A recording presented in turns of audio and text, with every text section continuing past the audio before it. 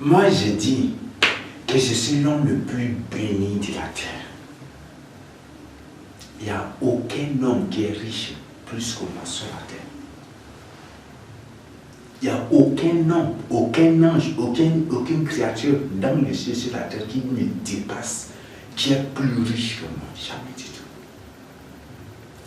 Je dors sur la natte, je mange à l'école, je suis là, dans les états, tout. Mais ma richesse, ma grandeur, ma richesse, ma bénédiction, c'est la parole de Dieu. Dieu m'a déclaré sa parole. Dieu m'a proclamé sa parole. Dieu m'a établi son nom.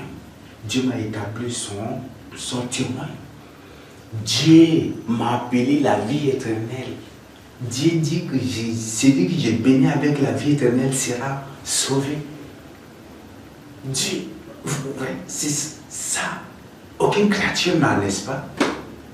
Est-ce que l'ange Gabriel peut bénir une personne avec la vie éternelle et la personne sera sauvée?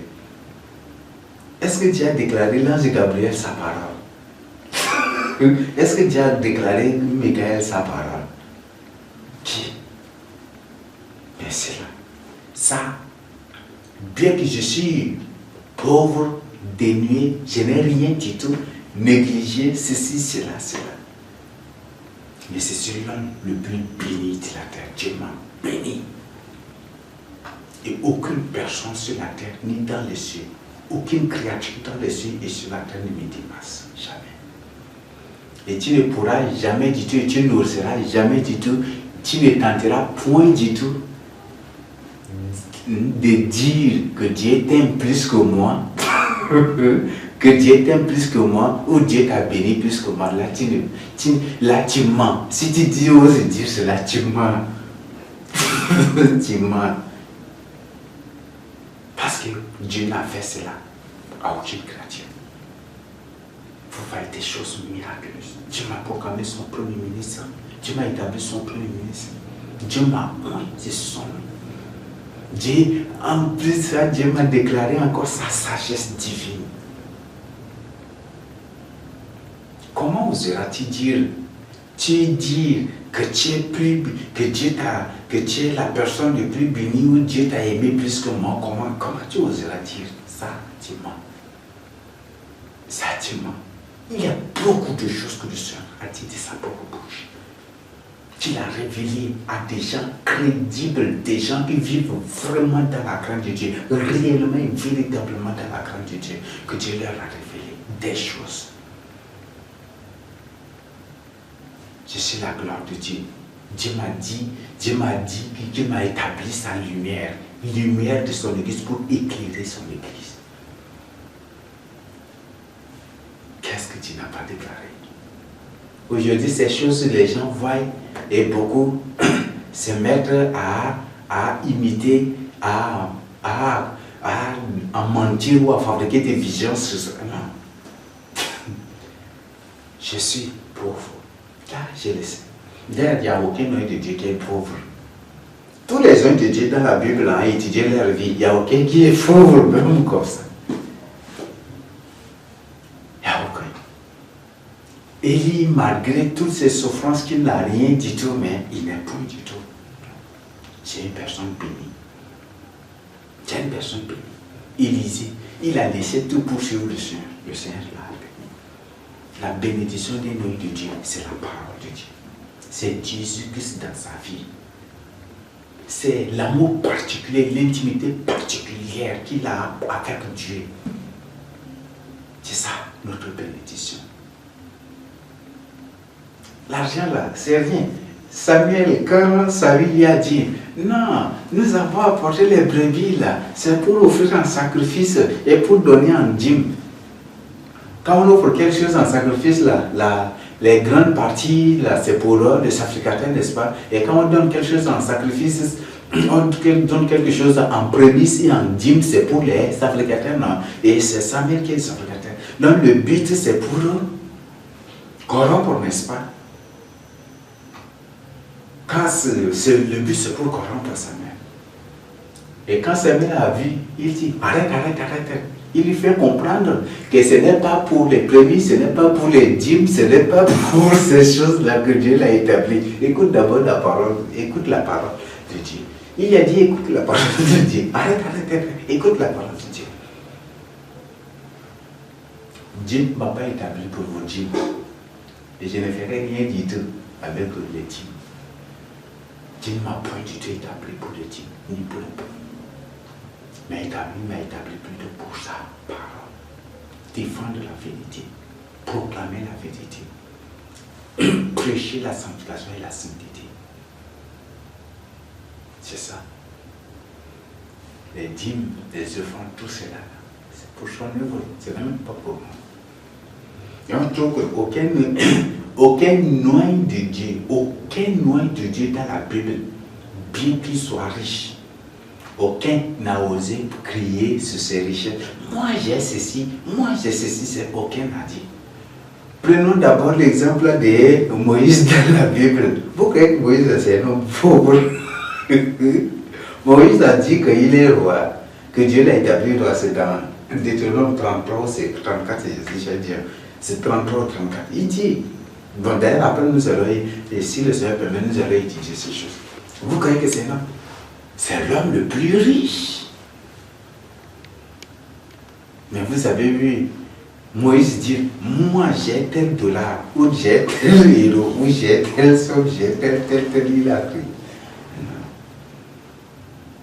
Prenons David. On dit que Salomon c'est l'homme le plus riche, mais venons d'abord, si son papa n'était pas riche, si son papa ne lui a pas légué des choses, vous croyez que Salomon allait être sauvagement ou pauvrement riche, comme on a l'habitude de dire. Vous croyez que David c'est un pauvre? David a fait des guerres, il a vaincu des nations, et il a pillé des nations. On lui a envoyé de l'or, de l'argent, et il a imposé même des droits de tribu, et par un ou par an, on lui envoie des choses. David n'est pas n'importe qui. Mais toujours malgré ça, David dit qu'il est pauvre. Mais il y a des hommes de Dieu que le Seigneur, dans sa souveraineté, les a rendus aussi. Les a laissés comme ça, rendus ainsi aussi pauvres. Mais ils ne sont pas pauvres. Élie n'a rien pratiquement. Il dort chez les gens des trucs. Là, c'est Dieu qui l'a. Et c'est ça aussi, les deux témoins sont comme ça. Les deux témoins sont des gens comme ça aussi. Parce que bientôt, là, les deux témoins en Israël, peut-être d'abord, ils vont avoir une maison. Ils vont dormir sur les montagnes, sur les collines, peut-être au pied du temple ou peut-être dans d'autres que c'est dans ces conversations. Donc, ce sont des informations que je vous donne. Donc, le Seigneur, c'est comme ça. Élisée, même chose. Jérémie, même chose. Jérémie, c'est dans le désert parce que lui, il était où l'on l'a chassé et lui, c'était dans le désert. Isaïe, même chose. Isaïe, pour Isaïe, vraiment, il avait vraiment tous les Juifs, tous ceux du temps d'Isaïe étaient soumis. Et c'était tous rassemblés aussi sous Isaïe, parce que quelque part, lui-même, il en a parlé aussi. Bon, je ne vais pas, si je me mets à les citer, comme j'ai dit, j'avais promis que je ne vais pas vous citer aussi les 24 vieillards, je ne vais pas me mettre à vous tous les citer. Mais on voit que tous les sons de Dieu sont des gens bénis. Ce ne sont pas des gens comme ça. Ils ne sont pas des gens, mais ce sont des gens bénis. Même si matériellement ils ne sont pas bénis, et spirituellement, ce sont des gens qui sont les plus bénis. Tous les sons de Dieu sont soit bénis matériellement ou bénis matériellement et spirituellement, et d'autres, le Seigneur est béni spirituellement aussi. Ça, c'est la souveraineté de Dieu. Les personnes ne parlent de Dieu. Pourquoi tu as fait cela? Pourquoi tu n'as pas? Et en étudiant, vous pouvez même étudier. Si vous connaissez les 24 vieillards, étudiez chacun, ou étudiez la vie de chacun, vous-même vous allez découvrir toutes ces choses. Nous continuons. Donc nous avons dit que, nous avons lu le verset 7 que tous ceux-là qui n'étaient pas partis en guerre, quand ils ont vu les autres, ils ont appris que Saül était tué, Saül était tué, ses enfants et ceux qui étaient avec lui, et que c'est quelques-uns là qui s'échappaient directement, et ils ont quitté la ville pour s'enfuir. Le verset 8, le lendemain, les Philistins vinrent pour dépouiller les morts, et ils trouvèrent Saül et ses 3 fils tombés sur la montagne de Gilboa. Ils étaient morts, n'est-ce pas? Et comme il n'y a personne, tous ceux qui étaient autour de lui étaient tués. Tous ces gens s'étaient tués. Qui va les transporter? Ils sont là, comme ça. La pourriture selon nous. Au moins, c'est ceux de la ville, d'accord. Après, c'est là que peut-être si les Philistins se retirent, qu'ils vont venir pour les prendre, pour les enterrer. Ils coupèrent la tête de Saül, vous voyez. Ils ont coupé sa tête. C'est pour ça que j'ai dit que tous les Saül modernes meurent et périssent sauvagement. Quand Léa a dit dans sa vision que le Seigneur, un soir disant, Jésus-Christ a mis l'épée dans sa bouche et avait à retirer, la personne même en train de démontrer de quel genre de mort il va mourir aussi. Et il trouve que c'est un bon mensonge à présenter comme une vraie vision pour corrompre, pour avoir les gens ici. Vous voyez. Et ils trouvèrent Saül et ses 3 fils tombés sur la montagne de Gilboa. Ils coupèrent la tête de Saül et enlevèrent ses armes. Ils ont enlevé ses armes. Puis ils firent annoncer ces nouvelles par tout le pays des Philistins. Dans ces maisons, dans les maisons de leurs idoles et parmi le peuple. Ce sont les Philistins. Les Saül modernes, c'est comme ça.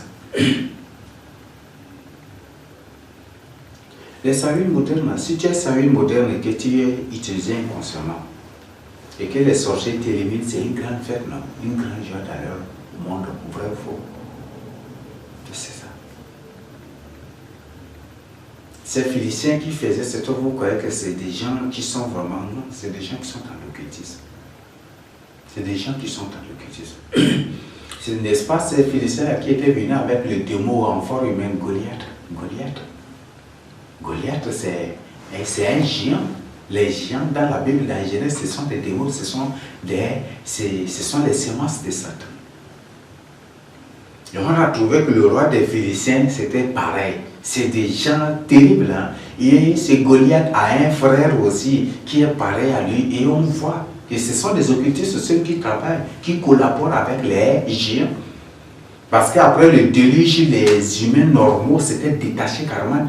Après, les géants se sont fait encore naître après le déluge. Et quand les humains les ont vus directement, ils se sont rappelés du déluge et il n'y avait pas carrément collaboration. C'est à cause de ça que les humains, ceux de l'Antiquité, là, s'étaient séparés très loin des géants. Et on voit que les géants habitaient à part et eux aussi à part.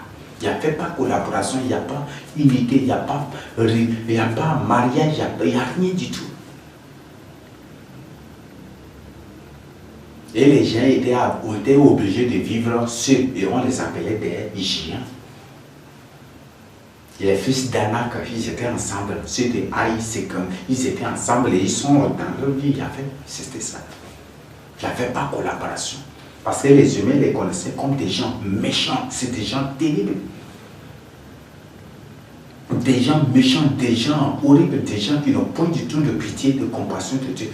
Bon, quand nous allons voir, parce qu'il y a un thème là aussi que le Seigneur m'a révélé, m'a recommandé de partager. C'est un thème que le Seigneur m'a recommandé de partager avec vous. Le thème, c'est la différence. La différence entre un démon et une semence de Satan. Quand nous allons étudier cela, vous allez découvrir. Les géants, les semences de Satan sont des gens terribles.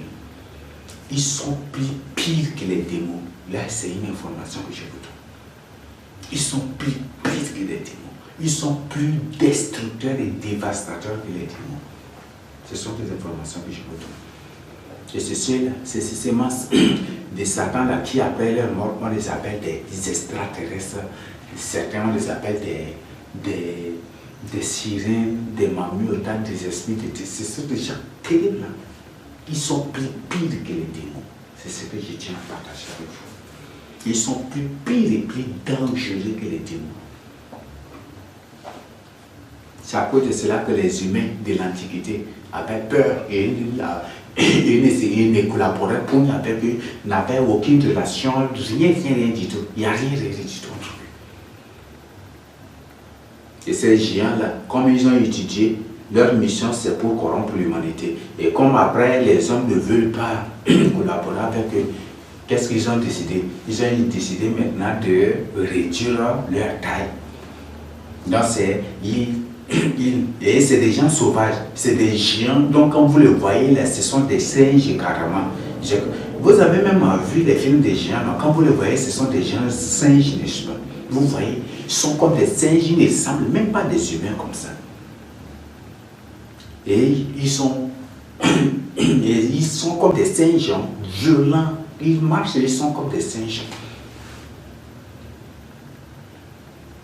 Et c'est après ça qu'ils sont obligés de réduire. Après ils reviennent, ils se font renaître en réduisant leur taille et leur forme. Et après, ils sont arrivés à la même taille de l'être humain, à la même forme de l'être humain. Et c'est ce processus-là qu'ils appellent l'évolution de l'homme. L'évolution de l'homme, ce n'est pas l'affaire des humains, c'est l'évolution des démons humains. Des démons humains.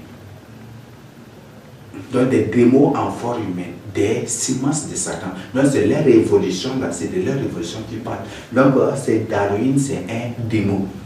Donc comme lui-même il a passé par ce processus pour avoir la taille humaine, la taille normale des humains, la forme normale des humains, lui-même, comme il a passé par ce processus, c'est pour cela qu'il a su bien démontrer, bien découvrir que c'est par singe que l'homme était avant singe, après comme ça. Oui, vous, tous les gens, vous les voyez comme des singes. Je vous invite seulement à suivre les films des géants. Les vrais films des géants, suivez les films, vous allez voir, c'est comme des singes. J'étais comme des singes.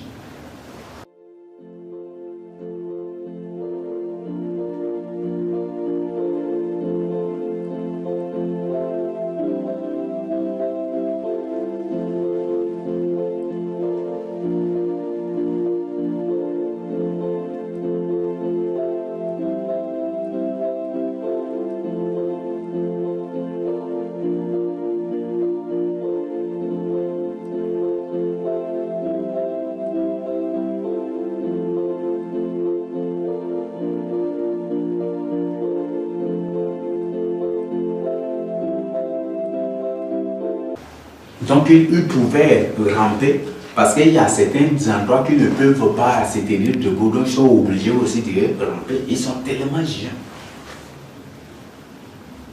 Ils sont obligés aussi de ramper, de s'élever. Et comme ce sont des démons, on les appelle les reptiliens aussi. Et leur race, ce sont des reptiliens. Les démons sont des reptiliens, vrai ou faux? Les humains sont des reptiles, ce sont des créatures. Ils ont des formes animales, des serpents, des vipères, des dinosaures, des ceci, ce sont des reptiliens. Donc, c'est leur processus d'adopter la marche humaine normale, c'est leur processus leur processus de réduction de leur taille à la normale des humains et leur forme à la normale des humains, là qu'ils appellent ça l'évolution de l'homme. Alors, l'évolution de l'homme, ça ne concerne pas les humains. Ce sont des hommes démons, des hommes tirés des mots. Donc, ce sont des démons en forme humaine, ce sont ces entités-là. Donc, comme Darwin lui-même, c'est un démon, il a su bien expliquer et démontrer ces choses. Donc, c'est ce que je tiens à partager avec vous. Donc, nous continuons.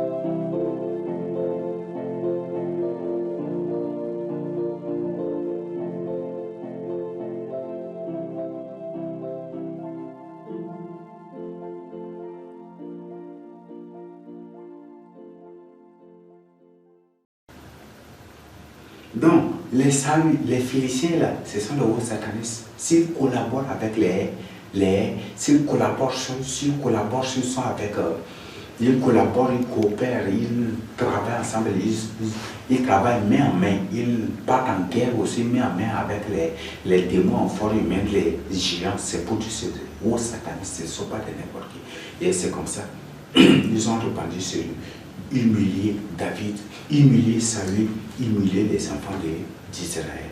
Que leur Dieu est puissant, que Satan est puissant que Dieu. C'est ça, l'humiliation. Lorsque les habitants de Jabès en Galate apprirent comment les Philistins avaient traité Saül, tous les vaillants hommes s'élevèrent et après avoir marché toute la nuit, ils arrachèrent des murs des Bethion, le cadavre de Saül et ceux de ses fils. Puis ils revinrent à Jabès où ils les brûlèrent. Ils ont brûlé le corps de Saül et de ses enfants. Ça, c'est l'unique, on voit que c'est l'unique personne. L'unique roi qui a été brûlé avec ses enfants et ceux qui. Et là, c'est pour dire que même les cadavres des enfants d'Israël qui étaient tués, même ils étaient bénis. Ils étaient incinérés. Ils prirent leurs os et les enterrèrent sous le tamarin à Jabès et ils génèrent 7 jours. Ils génèrent chaque jour, le chiffre 7, c'est le chiffre de Dieu, c'est pour implorer Dieu, pour rétablir la gloire de Dieu en Israël.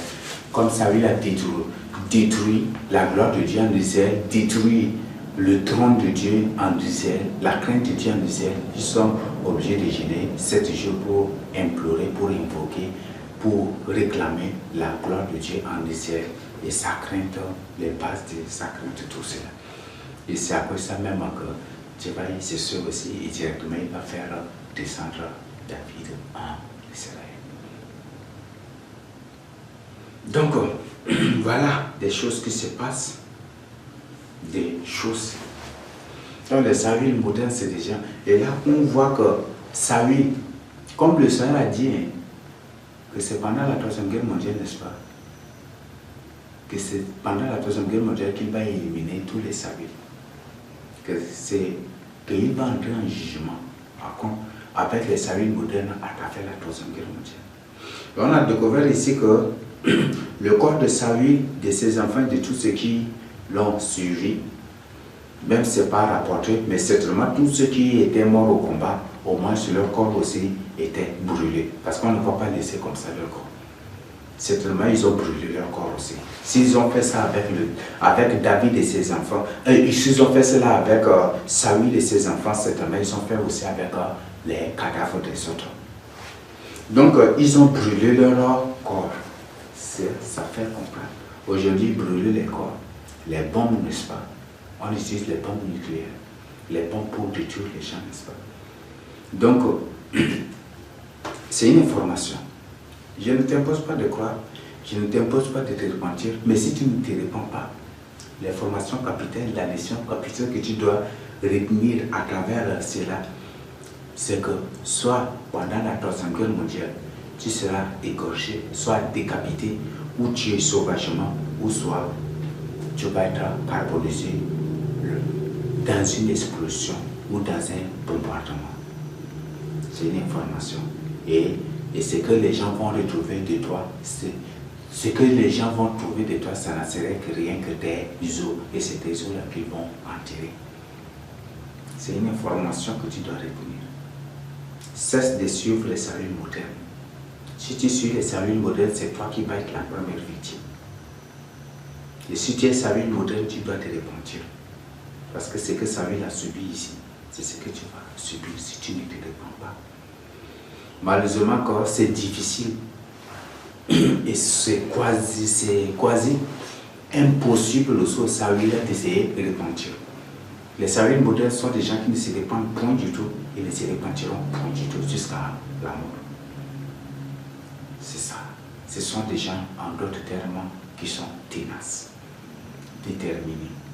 résolus, décisifs. Personne ne peut les détourner de leur décision, de leur choix, de leur chemin, de la voie sur laquelle ils marchent. Personne ne peut les détourner. Ils sont ténaces, résolus, déterminés, décisifs, décidés aussi. Donc voilà la lecture de 1 Samuel 31. Donc on a vu que c'est très malheureux, n'est-ce pas? C'est très catastrophique, très désastreux, très tragique et dramatique. Bon, si c'est le mot me manque, mais avec mes faibles français, c'est ce que je vous fais comprendre. Mais c'est terrible. Et on trouve aussi certains saluts modernes, ils sont comme Judas aussi. Ce sont des traîtres. Les saluts modernes sont des traîtres aussi. Et beaucoup trouvent que beaucoup aussi, et même ils finissent aussi, ils finiront par se suicider. Il y avait des rois dans la Bible qui avaient typiquement, exactement le comportement, les caractères de Saül. Mais quand ils voyaient qu'ils seront bientôt exécutés, qu'est-ce qu'ils ont fait? Eux-mêmes, ils se sont suicidés. Vous voyez? Et ces gens, eux, c'est comme ça. Beaucoup finissent par se suicider. Beaucoup sont victimes de la sorcellerie. Beaucoup sont victimes de barbarie. Ce que Saül a subi, c'est de la barbarie. Et c'est très tragique et terrible. Donc voilà ainsi que finissent les Saül modernes. Donc, si on te dit, si tu découvres que tu es Saül moderne, ne dis pas qu'il ne faut pas être du tout fier. Il ne faut point du tout être fier. Mais il faut plutôt pleurer. Et les Saül modernes sont des gens incapables de prendre une décision. C'est difficile pour eux de prendre une décision pour se repentir. C'est des gens qui veulent toujours être vus. C'est des gens qui ne veulent point du tout s'humilier. C'est des gens qui sont hantés, remplis, inondés, submergés par l'orgueil. Et c'est difficile pour eux de se repentir. C'est à cause de ça que les Saül modernes ne vont jamais du tout se repentir. Ils ne se repentiront point du tout jusqu'à la mort. C'est des gens qui ne reconnaissent pas du tout leur péché. Donc, vous êtes un dia informé et averti. Nous allons évoluer, nous allons continuer avec les autres parties. Nous allons voir le point 7, avertissement au Saül moderne. Le Seigneur Jésus-Christ, je viens du diable le partager avec vous. Le Seigneur Jésus-Christ m'a clairement dit qu'il va entrer en jugement avec les Saül modernes.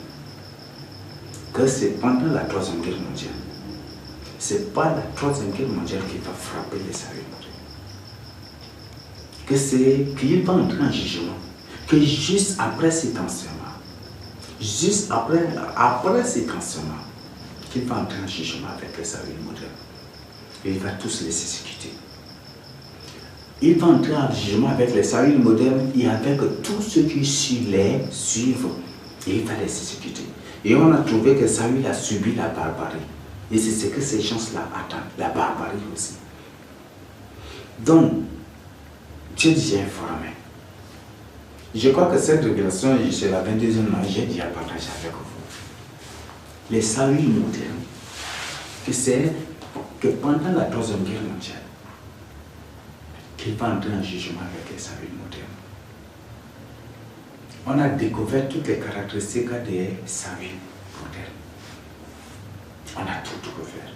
Et tout est exposé. C'est pour ça que je vous invite à lire l'intégralité de l'enseignement, à suivre l'intégralité de l'enseignement, du début jusqu'à la fin, de la première partie jusqu'à la dernière. On ne sait pas si l'Esprit Saint décide qu'on finisse aujourd'hui, on va le finir. Et si on ne finit pas, ça va être la 6e partie aujourd'hui. Donc, je vous invite à la repentance. Le Seigneur Jésus-Christ vous invite à la repentance, à vous humilier, à être des David modernes, à être des David d'aujourd'hui, à être des David de la fin des temps. Mais si vous refusez, c'est cette barbarie que Saül a subi que vous allez subir. C'est cette tragédie qu'a subi Saül que vous allez subir aussi. Donc, vous êtes déjà informé, vous êtes déjà averti. Le Seigneur dit que juste après cet enseignement, il va entrer en jugement. Ce n'est pas la même. Le Seigneur n'a pas une seule arme pour frapper. Ce n'est pas absolument. Ce n'est pas absolument te frapper comme il a frappé Saül la Bible. Non, il a plusieurs stratégies. Il a plusieurs manières de frapper les gens, de corriger les gens. Peut-être juste après cet enseignement, tu refuses de te repentir, tu refuses des trucs comme ça. Lui-même, il soulève les agresseurs contre toi. Il te tire au cou. C'est un jugement. Ou tu meurs par accident, ou tu meurs par ceci, ou tu meurs par cela. C'est un accident. Ou peut-être tu parles en brousse, il fait apparaître un lion devant toi qui te déchire. C'est aussi. Donc, ce n'est pas de la même manière qu'il a frappé Saül de la Bible qu'il va te frapper. Mais il a plusieurs manières de te frapper. Et il frappe les gens, il punit les gens, il exécute les gens selon leur péché. Mais tous les Saül modernes sont des gens qui meurent toujours sauvagement. Et en étudiant la vie de Saül, on a découvert que plusieurs personnages dans la Bible aussi, ces gens corrompus ont aussi des caractères et des caractéristiques de Saül. Et comment ils ont fini? Sauvagement. Akab, l'exemple c'est Akab. L'exemple, c'est le fils d'Akab, son nom, qui était que Jéhu a tué et après il a jeté son corps. C'est vraiment terrible. Les Saül modernes, c'est des gens qui meurent toujours sauvagement. Jéhu a jeté son corps et après il est venu contre Jézabel, des trucs comme ça. Et après, tous ceux de la maison d'Akab étaient exterminés comme ceux aussi de la maison de Saül. C'est sauf un des fils de Jonathan ou un de ses fils, comme ses fils, certainement ces fils-là n'étaient pas partis en guerre contre les Amalécites. C'est pour ça qu'il était épargné de ce vouement à l'interdit, à cette extermination, orchestrée par le Seigneur lui-même. Donc nous continuons. Donc les informations sont déjà données. Juste après cet enseignement, le Seigneur entend un jugement contre les Saül, avec les Saül modernes. Tu es informé, tu es averti. Et comme le Seigneur nous a ordonné d'être de David, modèle de David d'aujourd'hui, de David de la fin des temps, revois ta vie et prends une décision. Humilie-toi et soumets-toi. Soumets-toi pour soumettre au Seigneur jusqu'au son pour sa gloire. C'est ce que je tiens à partager avec vous. Et c'est pour ton salut aussi. Au point 8, avertissement aux élus d'Israël spirituel. Vous les élus d'Israël spirituel, le but de cet enseignement, ce n'est point du tout pour vous ordonner, ni pour vous scandaliser, ni pour vous demander de quitter Israël spirituel. Non. Vous qui avez quitté pour vous installer définitivement en Israël spirituel, tout ce que le Seigneur m'a révélé, m'a communiqué de vous dire, vous devez rester. Mais ne plus du tout vous soumettre au Saül moderne là-bas. Vous ne devez point du tout vous soumettre à eux. Vous ne devez point plus désormais les écouter, plus désormais vous soumettre à eux. Vous devez vous séparer. C'est 1 Corinthiens 5, le verset 11 ou combien, qui nous a ordonné, qui nous a recommandé, qui nous a dit ceci, il vous faut séparer d'eux. Et 2 Corinthiens 6, le verset 18 ou combien, sortez du milieu de séparez-vous, dit le Seigneur. C'est ce que la Bible dit. Ne prenez point du tout part à leur suivre. La Bible dit ne prenez point du tout part aux œuvres infructueuses des ténèbres, mais nous devons plutôt les condamner. Tu vois les œuvres des ténèbres accomplies inconsciemment, involontairement ou consciemment, des trucs que tu vois et toi-même tu assistes, tu si tu assistes, après si tu ne dis rien, toi aussi tu es complice. Et c'est toi aussi le terrible décideur. Donc tu dois comprendre cette chose. Donc, c'est l'information. Et vous tous qui avez donné des faux témoignages, des faux enseignements, avec des interprétations ironiques et erronées, kabbalistiques des versets de la Bible, le Seigneur dit, si vous ne vous repentez pas, vous allez tous périr sauvagement. Vous qui avez donné de faux témoignages, vous qui avez donné des faux enseignements, vous là qui avez raconté de n'importe quoi, et là, vous les élus d'Israël spirituel, et vous les élus d'autres coins, là, cet avertissement, c'est à tout le monde. Vous d'Israël spirituel, le Seigneur vous ordonne de rester, mais vous devez vous séparer des saints modernes. Ne plus vous soumettre à eux, ne plus les écouter. Sinon, c'est ce qu'ils vont subir que vous allez subir avec eux. Et vous allez tous être exterminés avec eux. C'est ce que je tiens à vous informer. On a vu que ceux qui n'étaient pas partis en guerre avec Saül et qui étaient restés dans la vie, c'était ceux-là qui étaient sauvés, n'est-ce pas? Ils avaient pris fuite. Donc vous aussi, si vous vous séparez, si vous refusez de collaborer, si vous refusez de vous soumettre, si vous ne vous soumettez plus, le Seigneur va vous sauver. Vos biens, certainement, vont être détruits parce que dans la Bible, ici, on a découvert que ceux de la ville, quand ils prenaient fuite, tout était détruit, n'est-ce pas? D'ailleurs, la Troisième Guerre mondiale, le but de la Troisième Guerre mondiale, c'est pour détruire tout. Mais votre vie sera votre butin. Je crois que c'est ce que Dieu a dit même à Baruch à travers Jérémie dans Jérémie 45, combien il a dit ça. Donc Dieu va vous sauver. Mais vous ne devez. Mais si vous vous soumettez au salut moderne, vous ne serez pas sauvés. Vous ne serez pas épargnés. Le Seigneur ne va pas vous préserver. Il ne va pas vous séparer. Vous allez périr tous avec ce salut moderne. Israël spirituel, si l'humanité le veut ou ne le veut pas, l'accepte ou ne l'accepte pas, si les gens croient ou ne croient pas, si les gens doutent ou ne doutent pas, si les gens s'endurcissent ou ne s'endurcissent pas, si les gens sont incrédules ou pas, Israël spirituel sera proclamé. Selon la structure du livre d'Apocalypse, je présente toujours la Bible et il y a même d'autres choses, il y a même d'autres textes ici. Selon la structure du livre d'Apocalypse, tant qu'Israël spirituel n'est proclamé, il y aura l'enlèvement, on ne va pas avoir lieu. Et l'ordre mondial ne sera pas du tout officialisé.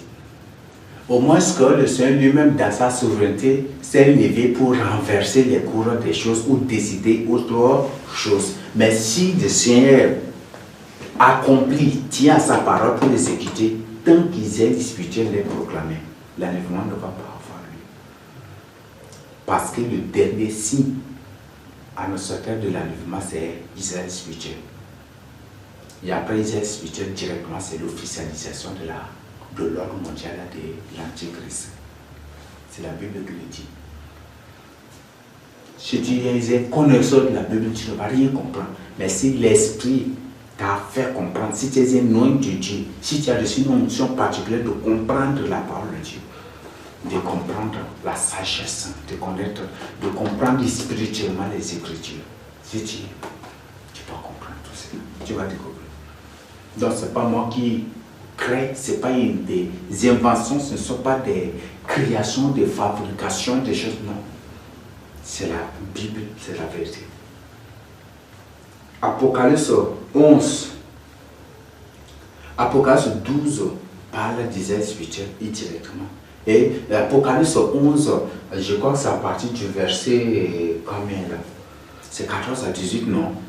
Parle de la sixième trompette, n'est-ce pas? Quand la sixième trompette était sonnée, les gens étaient très contents au ciel. Et directement, Apocalypse 12 parle de la naissance, il parle d'une femme avec 12 étoiles, Israël. Cette femme n'est ni ce n'est point du tout l'Union européenne, ce n'est point du tout la Mecque, ce n'est point du tout l'Arabie Saoudite, ce n'est point du tout Vatican, ce n'est point du tout. Cette femme, c'est Israël. Et l'enfant qu'il a mis au monde, c'est Israël spirituel. Et David va être placé sur cet enfant. Il sera Israël spirituel. Moïse, c'est un roi. David, c'est un... Bon, quand nous allons voir après, nous allons découvrir ces choses-là. Donc, c'est ce qui va se passer. Et directement après, quand Israël spirituel était placé, l'ordre mondial dansait, maintenant je ne sais pas, dans l'établissement maintenant de son gouvernement, s'était mis à menacer.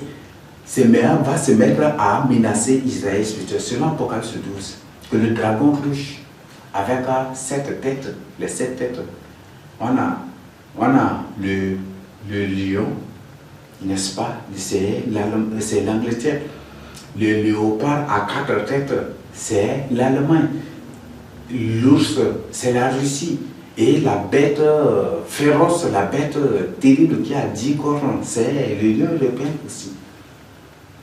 Et c'est l'Union, ça c'est l'ordre mondial qui va menacer Israël spirituel, qui va vous dire pourquoi toi vous ne vous soumettez pas, pourquoi vous ne... Et ils vont menacer d'envahir Israël pour le détruire, pour le dévaster, peut-être pour en finir avec les musulmans. Et les autorités que le Seigneur va établir. Quand ils vont s'apprêter, et puis peut-être en s'approchant directement, et puis l'enlèvement est parti, et ils vont réussir, et puis ça va être une surprise. Et comme c'est parti, la Bible dit que le dragon est détourné pour aller attaquer, pour vomir, jeter fleuve derrière la femme, n'est-ce pas? C'est pour dire fleuve, quand on parle de l'eau, c'est des problèmes, difficultés, des trucs, c'est pour dire que c'est un problème que l'ordre mondial va faire à Israël. Pourquoi tu as créé l'ordre mondial? Pourquoi tu as créé Israël spirituel? Pourquoi tu as mis sur le pays Israël spirituel et l'ordre mondial va créer des problèmes à Israël? Mais les États-Unis vont secourir parce qu'on parle des ailes d'aigle qui avaient secouru. Les ailes d'aigle furent données. Les ailes d'aigle furent données à la femme, n'est-ce pas? Les ailes d'aigle, ce sont les États-Unis. Non, ce sont les États-Unis qui vont défendre Israël. Et après, la Bible dit que quand il a jeté, même c'est le monde entier qui a avalé aussi le fleuve de ce produit, que le monde entier va se lever. Non, ce n'est pas ça. Et puis, le monde entier, l'humanité entière va défendre Israël. Et c'est ce qui... Et ça, comme c'est l'humanité entière qui a défendu Israël, et les États-Unis encore qui est prêt à défendre Israël et à s'élever contre celui qui s'élèvera contre lui. Contre lui, l'Antichrist va se tourner maintenant contre les chrétiens qui ont raté l'enlèvement. C'est ce qu'Apocalypse 12 dit. Et Apocalypse 13 parle directement de l'officialisation de l'ordre mondial. Donc, tant qu'Israël spirituel n'est lieu, il n'y aura pas du tout l'enlèvement. Ça, c'est selon la Bible. Donc, c'est pour dire que l'Israël spirituel va avoir lieu et l'enlèvement va avoir lieu. Et après les deux, directement, c'est l'officialisation de l'ordre mondial. C'est ça la structure du livre d'Apocalypse. Et si je mets vraiment entrer en profondeur d'Apocalypse 10 encore, là, vous allez être surpris des choses. Mais je ne vais pas, comme j'ai promis, je ne vais pas entrer en profondeur de cela. Parce qu'il y a des gens même qui m'ont posé des questions. Il y a des gens partout qui demandent la signification de Apocalypse 10 et qui cherchent à comprendre des trucs. Mais comme j'avais promis de ne pas répondre d'entrer en profondeur, par la suite, ces gens, j'avais fini vraiment de répondre à leurs questions, mais l'esprit a refusé. L'esprit m'a mis pression. Et j'étais pas quand j'ai tremblé comme ça. Je voudrais tout plus répondre, mais je n'ai pas. Et finalement, je n'ai pas osé répondre. Je n'ai pas osé répondre à la question. Donc, si je me mets à vous expliquer, à vous décortiquer, à vous détailler Apocalypse 10, vous allez être surpris. Apocalypse 10 dit que Dieu va accomplir ce qu'il a dit par la bouche de ses prophètes. Qu'est-ce que les prophètes ont annoncé? Qu'est-ce que les prophètes ont annoncé? Qu'est-ce que Dieu a révélé à ses prophètes, à ses serviteurs? Je ne vais pas entrer en profondeur. Les messages des 7 sceaux, les messages vont dire que les 7 tonnerres, les 7 éclairs, tout cela, c'est vraiment remarquable. Mais je ne vais pas vraiment approfondir cela. Et comme j'avais dit, il y a des gens même qui voulaient à tout prix comprendre quand je m'étais décidé, quand j'allais leur répondre, l'esprit m'a mis pression, je n'ai pas aussi répondu, je l'avais précisé aussi. Donc c'est ça, mais c'est vraiment merveilleux.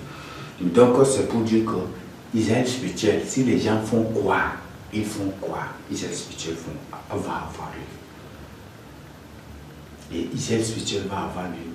Et directement après intervient l'enlèvement. Et après l'enlèvement, c'est l'officialisation de l'ordre mondial.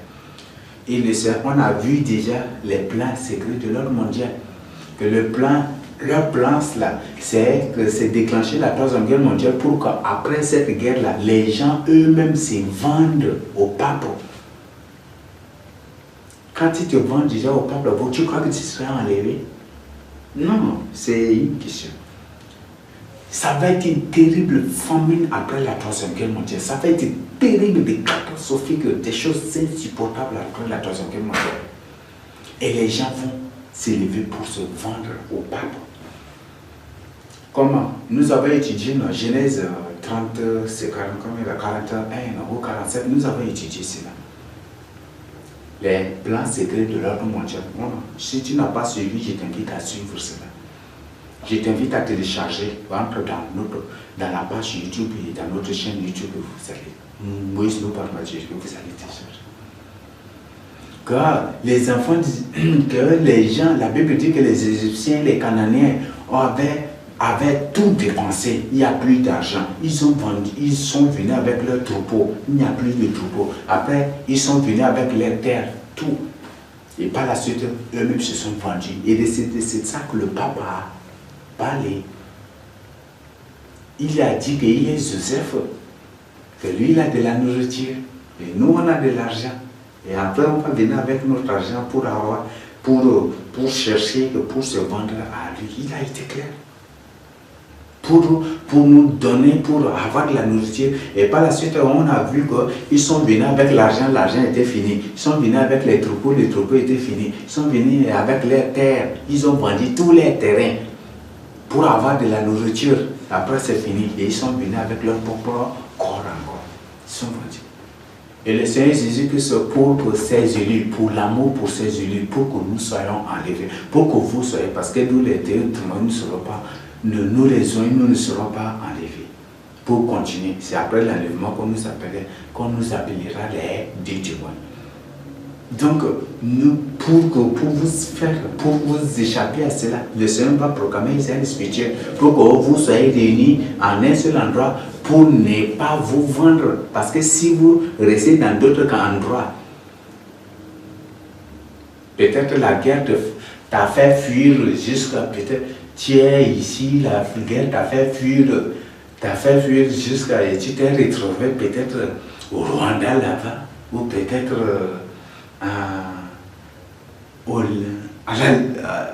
à l'Éthiopie là-bas, des trucs comme ça. Étant là, tu crois que tu peux jamais de tout, tu ne pourras pas. Donc, tu ne pourras pas. Parce que la famille va être terrible. Étant étranger là-bas, tu crois que tu pourras. D'ailleurs, même là, le plan de l'ordre mondial, même là, ils sont en train d'organiser des choses. Déplacer, faire tout, qu'il y ait des réfugiés là, partout dans le monde entier. Et ça va être surprenant que beaucoup, ils vont déplacer la majorité des habitants de tel pays pour emmener dans tel pays, de l'autre côté, ils vont emmener. Et ils vont faire de sorte que tout le monde soit étranger dans la terre où il se trouvera. Et ça va être difficile. Ça va être difficile. Ça va être difficile. Si tu es étranger dans une terre, c'est difficile, c'est un peu compliqué. C'est vraiment compliqué.